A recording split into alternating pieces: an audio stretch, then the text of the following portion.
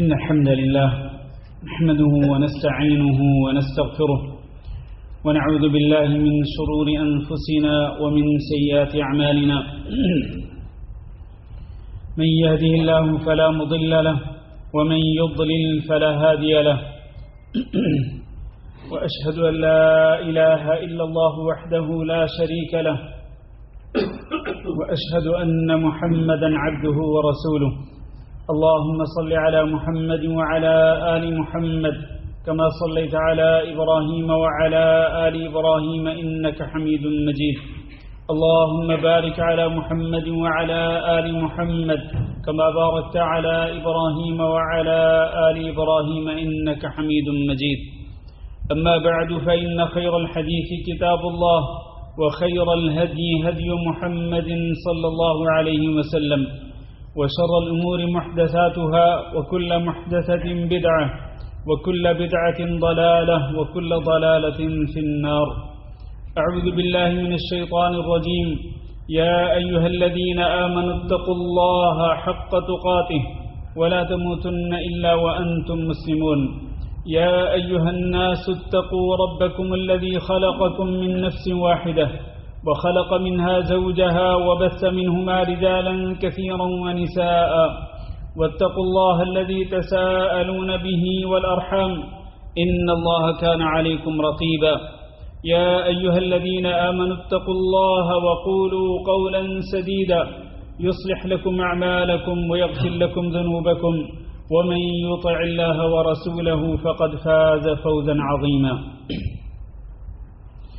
لائق صد احترام بزرگوں، دوستوں اور بھائیوں، آج کے خطبہ کی ابتدا سورۃ النساء کی ایک آیت کے ساتھ کرتے ہیں جس میں اللہ رب العزت نے اپنا حق بیان فرمایا اور اس کے ساتھ اللہ رب العزت نے حقوق العباد بھی ذکر فرمائے۔ چنانچہ اللہ رب العزت کا فرمان ہے وَاعْبُدُوا اللَّهَ وَلَا تُشْرِكُوا بِهِ شَيْئًا، کہ تم اکیلے اللہ رب العزت کی عبادت کیا کرو اور اس کی عبادت میں اس کے ساتھ کسی کو شریک نہ بنایا کرو، یہ اللہ کا حق ہے۔ اس کے بعد حقوق العباد وَبِالْوَالِدَيْنِ إِحْسَانًا، اپنے والدین کے ساتھ نیکی کیا کرو، اچھا سلوک کیا کرو، جس پر ہم پچھلے خطبہ جمعہ میں گفتگو کر چکے ہیں۔ حقوق العباد میں سے وَبِذِي الْقُرْبَى، اور اچھا سلوک اپنے رشتہ داروں کے ساتھ بھی، جو آپ کے قریبی رشتہ دار ہیں ان کے ساتھ بھی اچھا سلوک کیا کرو، نیکی کیا کرو اور انہیں اذیت نہ پہنچایا کرو۔ اسی طرح وَالْيَتَامَى وَالْمَسَاكِينَ، یتیموں کے ساتھ بھی اچھا سلوک کرنا ہے، مسکینوں کے ساتھ بھی اچھا سلوک کرنا ہے۔ وَالْجَارِ ذِي الْقُرْبَى، اور اس پڑوسی کے ساتھ بھی جو آپ کا قریبی رشتہ دار بھی ہو، وَالْجَارِ الْجُنُبِ، اور اسی طرح اس پڑوسی کے ساتھ بھی اچھا سلوک کرنا ہے جو کہ اجنبی ہو۔ تو حقوق العباد میں سے جو آج کے خطبہ جمعہ کا موضوع ہے وہ ہے پڑوسی کے حقوق۔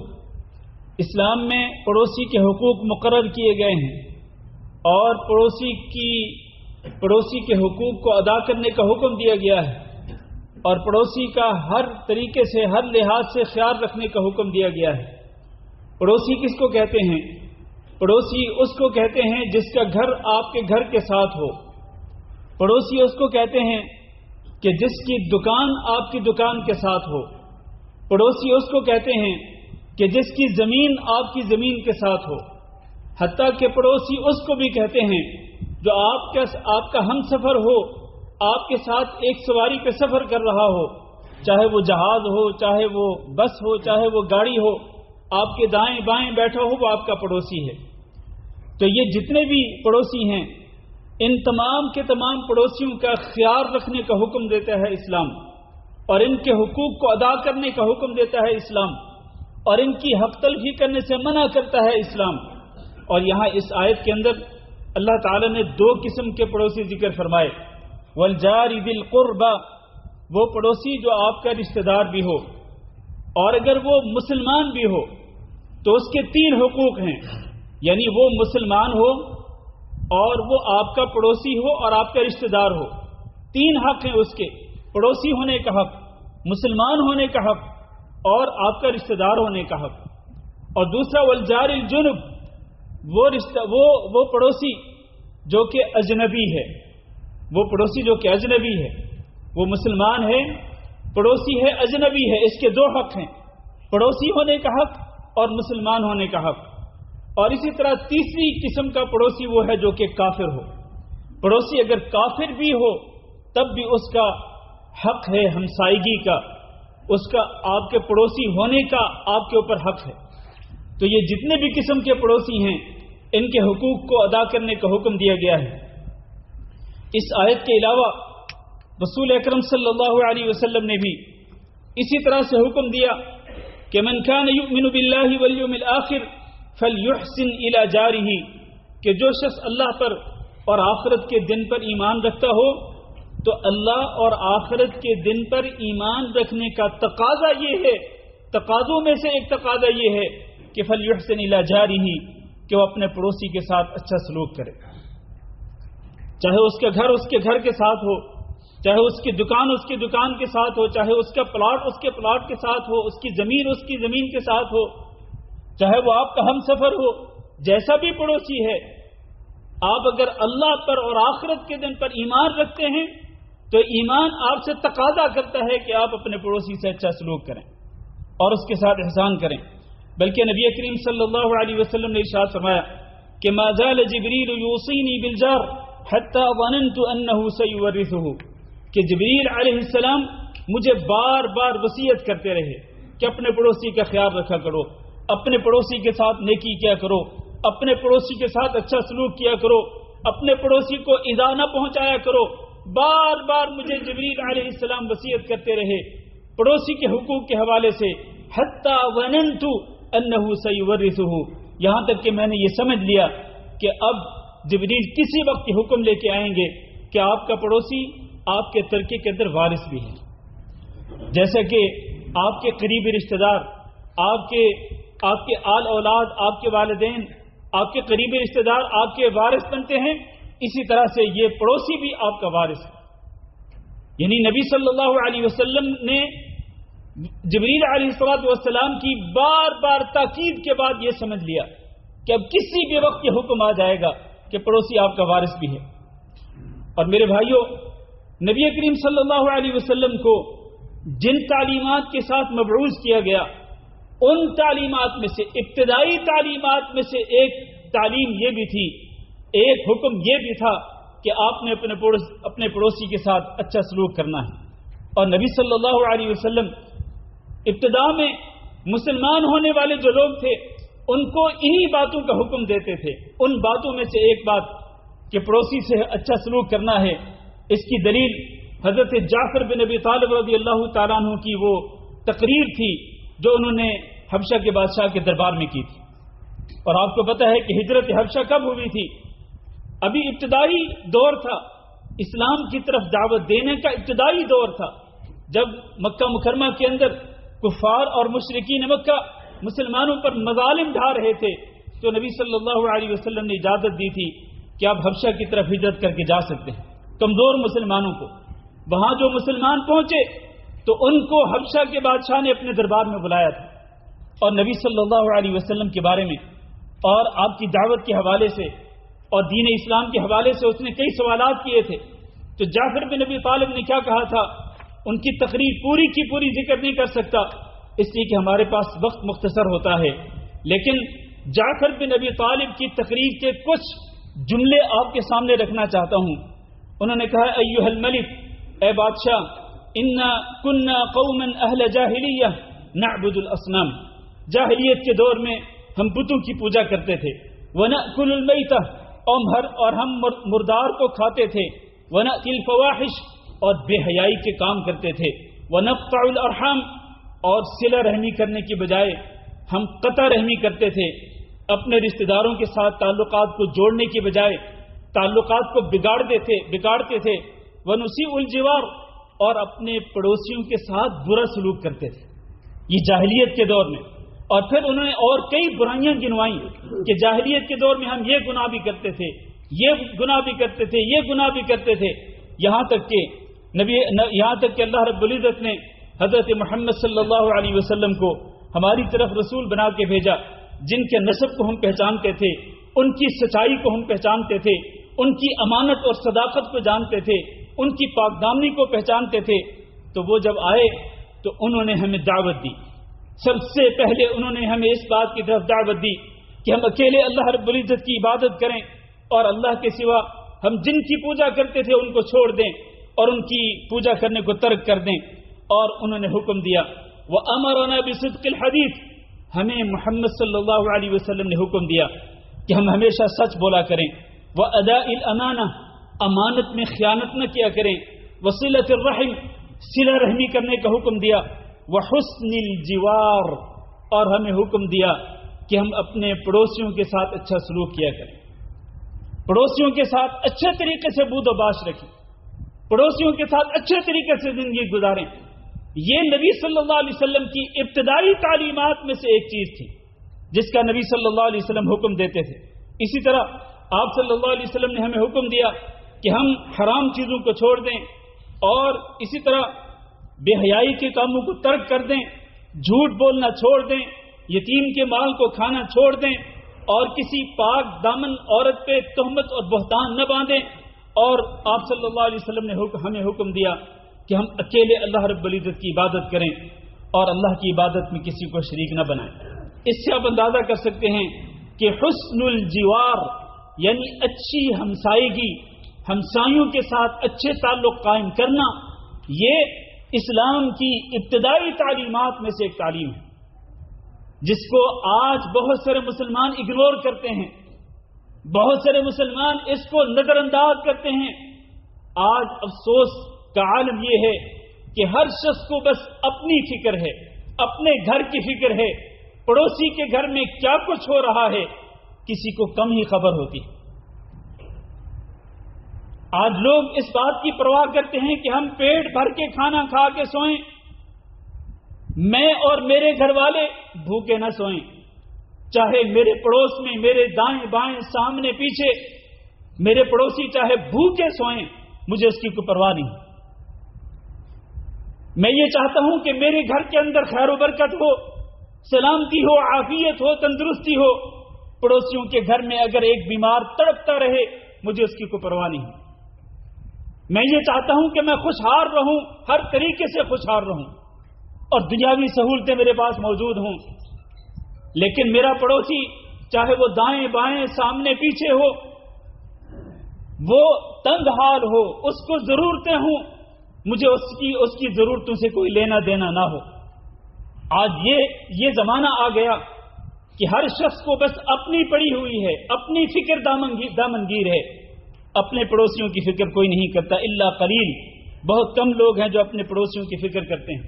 میرے بھائیوں، نبی کریم صلی اللہ علیہ وسلم نے حضرت ابو ہریرہ رضی اللہ تعالیٰ عنہ کو 5 باتوں کی وصیت کی تھی۔ ان کا ہاتھ پکڑ کے، ان کا ہاتھ اپنے ہاتھ میں لے کر، بڑے ہی پیار و محبت کا اظہار کرتے ہوئے ابو ہریرہ کو 5 باتوں کی وصیت کی تھی، اور آپ نے فرمایا تھا کہ ان 5 باتوں پہ عمل کرتے رہنا، اور ان لوگوں تک ان 5 باتوں کو پہنچانا جو ان پہ عمل کریں۔ اور میرے بھائیوں، میں بھی وہی 5 باتیں آپ تک پہنچا رہا ہوں۔ تو نبی کریم صلی اللہ علیہ وسلم نے فرمایا، ابو ہریرہ، اتق المحارم تکن اعبد الناس، تم لوگوں میں سب سے زیادہ عبادت گزار بننا چاہتے ہو تو کیا کرو کہ رات کو اٹھ کے تم 100 رکعات پڑھا کرو، ایک ہی وضو کے ساتھ کئی نمازیں پڑھا کرو جیسے کہ لوگ دعوے کرتے ہیں۔ اور یہ لوگوں کے ہاں ایک معیار ہے جانچنے کا کہ فلاں شخص جو ہے یا فلاں بزرگ جو ہے وہ ایک ہی وضو کے ساتھ کئی نمازیں پڑھتا ہے، اور رات کو اٹھ کے وہ 100 رکعات پڑھتا ہے۔ اللہ کے رسول ابو ہریرہ رضی اللہ تعالیٰ عنہ کو کیا کہہ رہے ہیں؟ آپ فرما رہے ہیں کہ اگر تم لوگوں میں سب سے زیادہ عبادت گزار بننا چاہتے ہو تو اللہ تعالیٰ نے جن چیزوں کو حرام قرار دیا ہے ان سے اپنے دامن کو بچاؤ۔ حرام چیزوں سے اپنے دامن کو بچاؤ گے تو سب سے زیادہ عبادت گزار بنو گے۔ آج بہت سارے لوگ ہیں جو نمازیں بھی پڑھتے ہیں، صرف فرضی نمازیں نہیں، نفلی نماز بھی پڑھتے ہیں، تہجد بھی پڑھتے ہیں، نفلی روزے بھی کثرت کے ساتھ رکھتے ہیں، ہر پیر اور جمعرات کے روزے ایام بیز کے روزے نفلی عبادت کثرت کے ساتھ کرتے ہیں، لیکن دوسری طرف معاملات کے اندر آئیں تو جن چیزوں کو اللہ رب العزت نے حرام قرار دیا دیدہ دلیری کے ساتھ ان حرام چیزوں کے ارتکاب کرتے ہیں۔ اور لوگ کہتے ہیں یہ بڑا نمازی ہے جی، یہ بڑا نیک آدمی ہے، اور اس کے معاملات کو دیکھا جائے تو معاملات کے اندر بالکل زیرو نظر آتا ہے۔ تو یہ ہے وہ معیار، کون ہے جو سب سے زیادہ عبادت گزار ہوگا، جو محرمات سے اپنے دامن کو بچانے والا ہوگا۔ اور دوسری بات، فَمَا وَرْضَ بِمَا قَسَمَ اللَّهُ لَكَ، اللہ تعالیٰ نے آپ کے لیے جو رزق لکھا ہے نا، جو اللہ نے آپ کی مقدر میں کر دیا، اسی پر راضی ہو جاؤ، اسی پہ قناعت اختیار کرو۔ اس سے کیا فائدہ ہوگا؟ تَكُنْ أَغْنَى النَّاسِ، لوگوں میں سب سے زیادہ مالدار تم ہوگے، تمہارے اندر قناعت ہوگی تو سب سے زیادہ مالدار تم ہوگے۔ تیسری بات، وَأَحْسِنْ إِلَى جَارِكَ، اپنے پڑوسی کے ساتھ اچھا سلوک کرنا ہے، پڑوسی کے ساتھ نیکی کرنی ہے۔ اس سے کیا فائدہ ہوگا؟ تکن مؤمنا، تو سچا مومن بن جائے گا۔ اور چوتھی بات، وَأَحِبَّ لِلنَّاسِ مَا تُحِبُّ لِنَفْسِكَ تَكُنْ مُسْلِمًا، اور لوگوں کے لیے بھی اسی چیز کو پسند کیا کرو جو اپنے لیے پسند کرتے ہو، تم سچے مسلمان بن جاؤ گے۔ وَلَا تُكْثِرِ الضَّحِكَ، پانچویں بات کہ تم زیادہ نہ ہنسا کرو، فَإِنَّ كَثْرَةَ الضَّحِكِ تُمِيتُ الْقُلُوبَ، اس لیے کہ زیادہ ہنسنے سے دل مردہ ہو جایا کرتا ہے۔ اپنے دل کو زندہ رکھنا چاہتے ہو تو پھر زیادہ نہ ہنسا کرو۔ یہ پانچ باتیں، ان میں سے ایک بات جس کا آج کے خطبہ جمعہ کے موضوع سے تعلق ہے کہ اپنے پڑوسی سے کیا کرنا ہے؟ اچھا سلوک کرنا ہے، اس پہ احسان کرنا ہے۔ اور نبی کریم صلی اللہ علیہ وسلم نے اچھی ہمسائیگی اور اپنے پڑوسی کے لیے اچھا پڑوسی ثابت ہونا، اس کے فوائد بھی بیان کیے۔ ان میں سے ایک نبی صلی اللہ علیہ وسلم نے فرمایا، صلۃ الرحم وحسن الخلق وحسن الجوار یعمران الدیار ویزیدان فی الاعمار، کہ ایک انسان اچھے اخلاق کا ہو اور اچھے اخلاق کا مظاہرہ کرتے ہوئے وہ اپنے قریبی رشتہ داروں کے ساتھ بھی صلہ رحمی کرتا ہو، اور اچھے اخلاق کا مظاہرہ کرتے ہوئے اپنے پڑوسیوں کے ساتھ بھی اچھا سلوک کرتا ہو۔ تو یہ جو دو نیکیاں ہیں، حسن اخلاق کی بنا پہ صلہ رحمی کرنا اور پڑوسیوں کے ساتھ نیکی کرنا، یہ وہ دو نیکیاں ہیں کہ جن کے ساتھ گھر بھی آباد ہوتے ہیں اور ان کے ساتھ عمروں کے اندر بھی برکت آتی ہے۔ جو لوگ یہ نیکیاں کرتے ہیں ان کی عمر کے اندر برکت آ جاتی ہے۔ تو آپ اگر یہ چاہتے ہیں کہ آپ کا گھر ہنستا بستا گھر ہو، گھر کے اندر خیر و برکت ہو اور گھر آباد ہو، اور آپ اپنے گھر کو تباہی اور بربادی سے بچانا چاہتے ہو اور چاہتے ہو کہ آپ کی عمر میں برکت آئے، تو آپ کو اپنے اخلاق کو بہتر سے بہتر بنانا ہوگا اور اچھے اخلاق کا مظاہرہ کرنا ہوگا پڑوسیوں کے ساتھ بھی اور اپنے قریبی رشتہ داروں کے ساتھ بھی۔ اور دوسری حدیث میں نبی صلی اللہ علیہ وسلم نے فرمایا، ان احببتم ان يحبكم الله تعالى ورسوله فأدوا اذا اؤتمنتم واصدقوا اذا حدثتم واحسنوا جوار من جاوركم، کہ اگر تم یہ پسند کرتے ہو کہ تمہیں اللہ اور اللہ کے رسول کی محبت حاصل ہو جائے، یہ پسند کرتے ہو کہ اللہ تعالیٰ بھی تم سے محبت کریں اور اللہ کے رسول بھی تم سے محبت کریں، یہ دونوں چیزیں اگر چاہتے ہو تو پھر تم کیا کرو؟ پھر تین باتوں پہ عمل کرو۔ پہلی بات یہ کہ جب تمہیں امانت سونپی جائے تو اس امانت کو اسی طرح واپس لوٹاؤ جس طرح تمہیں سونپی گئی تھی، خیانت نہ کرو۔ دوسری بات، وَاصْدُقُوا إِذَا حَدَّثْتُمْ، جب بھی تم بات کرو ہمیشہ سچ بولو، جھوٹ سے اجتناب اور پرہیز کرو۔ اور تیسری بات، وَأَحْسِنُوا جِوَارَ مَنْ جَاوَرَكُمْ، تمہارا کوئی بھی پڑوسی ہو، کوئی بھی پڑوسی ہو، چاہے مسلمان ہو چاہے وہ کافر ہو، رشتہ دار ہو، اجنبی ہو، جو بھی پڑوسی ہو، اس کے ساتھ نیکی کرنی ہے، اچھا سلوک کرنا ہے۔ یہ تین باتوں پہ عمل کرو گے تو اللہ اور اللہ کے رسول صلی اللہ علیہ وسلم کی محبت حاصل ہوگی۔ میرے بھائیوں، پڑوسیوں کے حقوق کیا ہیں؟ ان حقوق میں سے ایک حق یہ ہے، بلکہ سب سے بڑا حق یہ ہے کہ کبھی بھی اپنے پڑوسی کو ایذا نہ پہنچائیں۔ جو بھی آپ کا پڑوسی ہے، آپ کے گھر کے ساتھ ہے، آپ کی دکان کے ساتھ ہے، آپ کی زمین کے ساتھ ہے، آپ کا ہم سفر ہے، جہاں بھی آپ کا جو پڑوسی ہے، اس کو کسی بھی طریقے سے اپنے کسی قول سے، اپنی کسی بات سے یا اپنی کسی حرکت سے اس کو ایذا نہ پہنچاؤ۔ اور آج لوگ یقین مانے دیدہ دلیری کے ساتھ اپنے پڑوسیوں کو ایذا پہنچاتے ہیں، دیدہ دلیری کے ساتھ جسارت کرتے ہوئے اپنے گھر کے ساتھ پڑوسیوں کو اور اپنی دکان کے ساتھ اپنے دکان والوں کو، دکان والے پڑوسیوں کو، اسی طرح ہم سفر کرنے والے لوگوں کو اپنی کسی حرکت کے ساتھ، اپنی کسی بات کے ساتھ ایذا پہنچاتے ہیں۔ اور نبی کریم صلی اللہ علیہ وسلم نے فرمایا من کان یؤمن باللہ والیوم الآخر فلا یؤذی جارہ، جو بندہ اللہ اور آخرت کے دن پر ایمان رکھتا ہو، اس ایمان کا تقاضا یہ ہے کہ وہ اپنے پڑوسی کو کسی بھی طریقے سے ایذا نہ پہنچائے، اس کو اذیت نہ پہنچائے۔ اور آپ نے فرمایا واللہ لا یؤمن واللہ لا یؤمن واللہ لا یؤمن، اللہ کی قسم وہ مومن نہیں ہو سکتا، اللہ کی قسم وہ مومن نہیں ہو سکتا، اللہ کی قسم وہ مومن نہیں ہو سکتا۔ صحابہ کرام نے کہا من ہوا یا رسول اللہ، وہ کون بدبخت ہے اللہ کے رسول؟ اللہ کے رسول نے فرمایا الذی لا یأمن جارہ بوائقہ، جس کی شرارتوں سے اس کا پڑوسی محفوظ نہ ہو وہ ایمان والا نہیں ہو سکتا۔ ایمان کی نفی کر دی نبی صلی اللہ علیہ وسلم نے، گویا کہ اس کے ایمان کے اندر کمی آ جاتی ہے، اس کے ایمان کے اندر نقص پیدا ہو جاتا ہے کہ جس کی شرارتوں سے اس کا پڑوسی محفوظ نہ ہو۔ لوگ دیدہ دلیری کے ساتھ شرارتیں کرتے ہیں اور اپنی شرارتوں سے اپنے پڑوسیوں کو ایذا پہنچاتے ہیں۔ اور نبی کریم صلی اللہ علیہ وسلم نے یہ بھی ارشاد فرمایا والذی نفسی بیدہ، حدیث توجہ سے سنیں، والذی نفسی بیدہ لا يدخل الجنة عبد لا يأمن جارہ بوائقہ، اس ذات کی قسم جس کے ہاتھ میں محمد صلی اللہ علیہ وسلم کی جان ہے کہ وہ شخص جنت میں داخل نہیں ہوگا جس کی شرارتوں سے اس کا پڑوسی محفوظ نہ ہو، جنت میں داخل نہیں ہوگا۔ پہلی حدیث میں ایمان کی نفی کی اور اس حدیث کے اندر جنت میں داخل ہونے کی نفی کر دی کہ وہ جنت میں داخل نہیں ہوگا جس کی شرارتوں سے اس کا پڑوسی محفوظ نہ ہو۔ ابو ہریرہ رضی اللہ تعالیٰ عنہ بیان کرتے ہیں کہ ایک آدمی رسول اللہ صلی اللہ علیہ وسلم کے پاس آیا، کہنے لگا کہ وہ جو فلاں عورت ہے نا وہ بڑی نمازی ہے، بہت نماز پڑھتی ہے، فرض نمازوں کے علاوہ نفلی نماز بھی، اور بہت روزے رکھتی ہے، فرضی روزوں کے علاوہ نفلی روزے بھی رکھتی ہے، اور اسی طرح وہ بہت زیادہ صدقہ خیرات بھی کرتی ہے، لیکن اس کے اندر ایک بری عادت یہ ہے کہ اس کی زبان کینچی کی طرح چلتی ہے، اور وہ اپنی زبان کے ساتھ اپنی پڑوسن عورتوں کو وہ اذیت پہنچاتی ہے، زبان کے ساتھ کینچی کی طرح زبان چلا چلا کے وہ اپنی پڑوسیوں کو وہ ایذا پہنچاتی ہے۔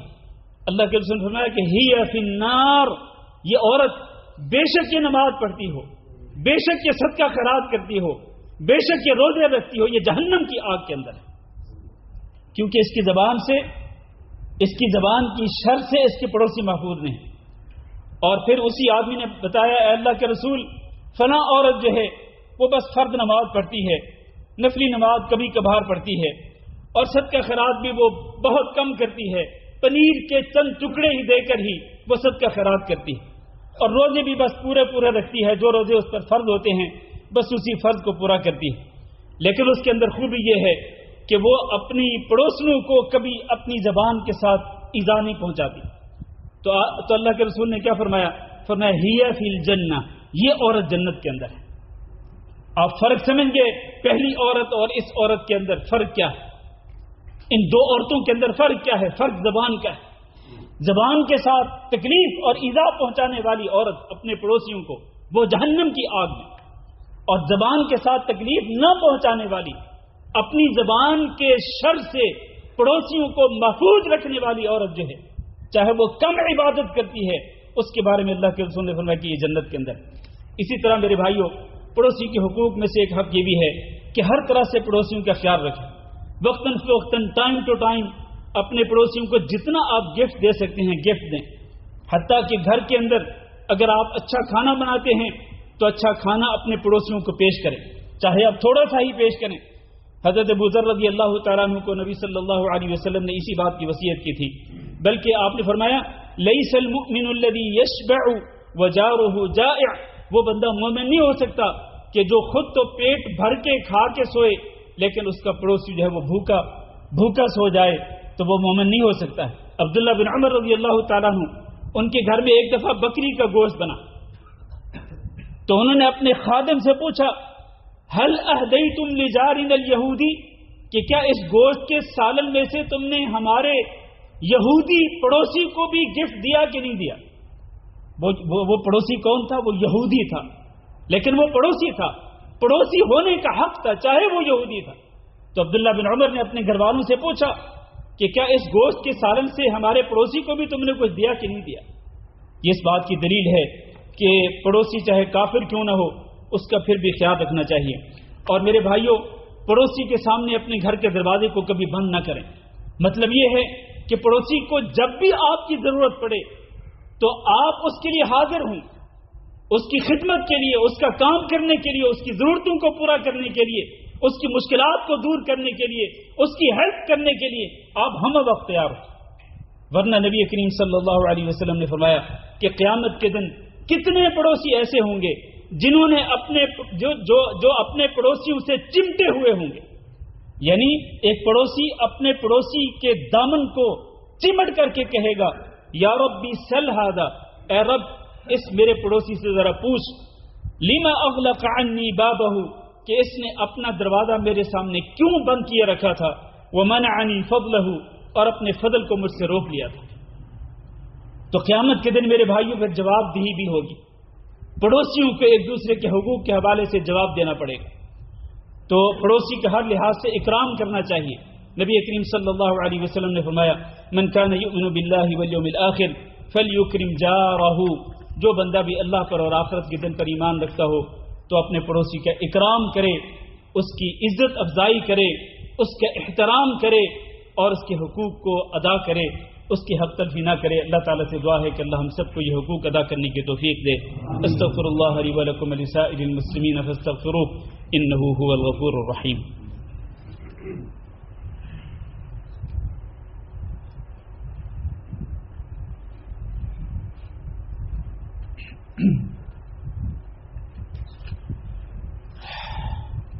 ان الحمد للہ نحمده ونستعینه ونستغفره ونعوذ بالله من شرور أنفسنا ومن سيئات أعمالنا، من يهده الله فلا مضل له ومن يضلل فلا هادي له، وأشهد أن لا إله إلا الله وحده لا شريك له، وأشهد أن محمدا عبده ورسوله۔ اللهم صل على محمد وعلى آل محمد كما صليت على إبراهيم وعلى آل إبراهيم إنك حميد مجيد، اللهم بارك على محمد وعلى آل محمد كما باركت على إبراهيم وعلى آل إبراهيم إنك حميد مجيد۔ اما بعد، میرے بھائیو اور دوستو، پڑوسی کے حقوق میں سے ایک حق یہ بھی ہے کہ اس کی عزت کو اپنی عزت سمجھیں، اور جس طرح آپ اپنی عزت کا تحفظ کرتے ہیں اور اپنی عزت کی حفاظت کرتے ہیں، اسی طرح اپنے پڑوسی کی عزت کی بھی حفاظت کیا کریں۔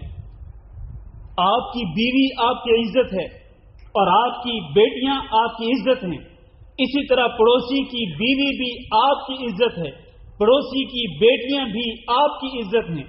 لہذا جس طرح آپ اپنی عزت کو پامال نہیں ہونے دینا چاہتے، اسی طرح اپنے پڑوسی کی عزتوں کو بھی پامال نہ ہونے دیں۔ نہ تو خود پڑوسی کی عزت کو پامال کریں اور نہ ہی آپ یہ پسند کریں کہ پڑوسی کی عزت کو پامال کیا جائے۔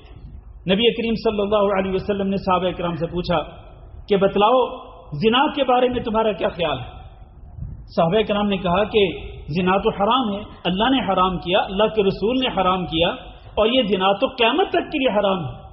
تو اللہ کے رسول نے فرمایا کہ اگر کوئی بندہ 10 عورتوں سے زنا کرے، اگر کوئی بندہ 10 عورتوں سے زنا کرے تو یہ کم گناہ ہے اس سے کہ کوئی بندہ اپنے پڑوسی کی بیوی سے زنا کرے۔ گویا کہ پڑوسی کی بیوی سے زنا کرنا یہ 10 گنا بڑا گناہ ہے، 10 گنا بڑا گناہ ہے اس سے کہ ایک انسان 10 عام عورتوں سے زنا کرے۔ اور پھر نبی صلی اللہ علیہ وسلم نے فرمایا بتلاؤ چوری کے بارے میں کیا کہتے ہو؟ تو صحابہ کرام نے کہا اللہ کے رسول چوری تو حرام ہے، اللہ نے حرام کیا، اللہ کے رسول نے حرام کیا اور قیامت تک کے لیے حرام ہے۔ اللہ کے رسول نے فرمایا کہ اگر ایک بندہ 10 گھروں سے چوری کرے تو یہ کم گناہ ہے، ہلکا گناہ ہے بنسبت اس کے کہ وہ اپنے پڑوسی کے گھر سے چوری کرے۔ گویا کہ پڑوسی کے گھر سے چوری کرنا یہ 10 گنا بڑا گناہ ہے۔ اس لیے میرے بھائیوں پڑوسی کی عزت کو اپنی عزت سمجھنا چاہیے. اور آخری بات کر کے میں آج کا خطبہ جمعہ جو ہے وہ ختم کرتا ہوں. ایک بندے نے یہ بات کہی تھی اور یہ بات جو ہے وہ سنہری حروف سے لکھنے کے قابل ہے. اس نے کہا کہ میرا پڑوسی، اور یہ بندہ جو کہنے والا ہے اس کے پڑوسی ایک صحابی تھے، سعید بن عاص رضی اللہ تعالیٰ عنہ. تو کہتے ہیں کہ میں سعید بن عاص کے پڑوس کو، ان کی ہمسائیگی کو نہیں چھوڑ سکتا. کیوں؟ اس کی کئی وجوہات ہیں. پہلی وجہ یہ ہے کہ اگر میں کبھی گھر سے غائب ہو جاؤں، یعنی کسی کام کے لیے اگر باہر چلا جاؤں، تو پیچھے سے میرا پڑوسی میرے بارے میں آ کے پوچھتا ہے کہ وہ میرا پڑوسی کہاں گیا. خیر تو ہے نا، میری خیریت پوچھتا ہے، میری خیریت دریافت کرتا ہے. مطلب مجھ سے وہ غافل نہیں ہے. جیسے کہ آج کل ہم لوگ اپنے پڑوسیوں سے ہفتوں، دسیوں دن، بلکہ مہینوں تک ہم غافل رہتے ہیں. ہمیں خبر ہی نہیں ہوتی کہ ہمارا پڑوسی کہاں ہے. تو پہلی خوبی یہ ہے، سعید بن عاص رضی اللہ تعالیٰ عنہ ان کے پڑوسی تھے. کہنے لگے میں ان کے پڑوس کو کبھی نہیں چھوڑ سکتا کہ اگر میں گھر سے غائب ہوں تو میری خیریت پوچھنے کے لیے آتے ہیں، گھر میں آ کے پوچھتے ہیں کہ وہ کہاں ہیں اور وہ خیریت سے ہیں. دوسری بات یہ کہ اگر میں کبھی کسی چیز کے بارے میں، اگر میں ان سے کوئی چیز مانگتا ہوں، اگر مجھے کوئی حاجت ہو، ضرورت ہو اور مجھے ہیلپ کی ضرورت ہو، تو میں اپنے پڑوسی کے پاس جاتا ہوں، سعید بن عاص کے پاس. تو وہ میری ہیلپ ضرور کرتے ہیں، میری مدد ضرور کرتے ہیں میری حاجت کو پورا کرنے کے سلسلے میں.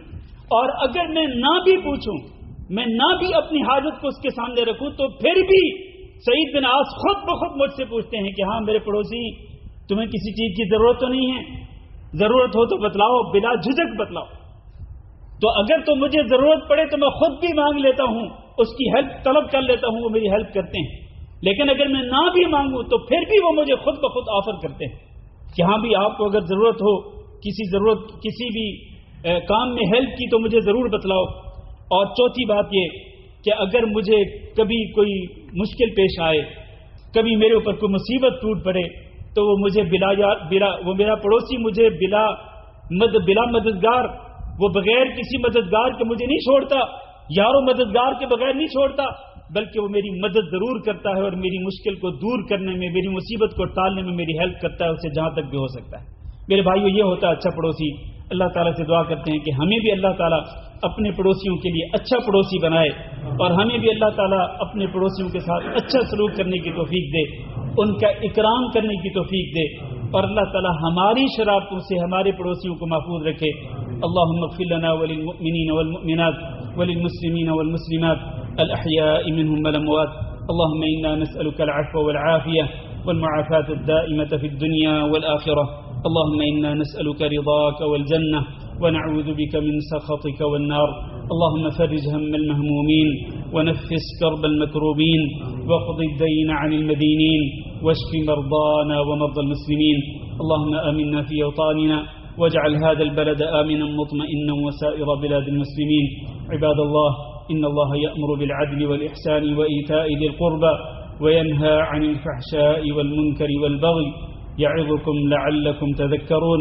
سبحان ربك رب العزة عما يصفون وسلام على المرسلين والحمد لله رب العالمين.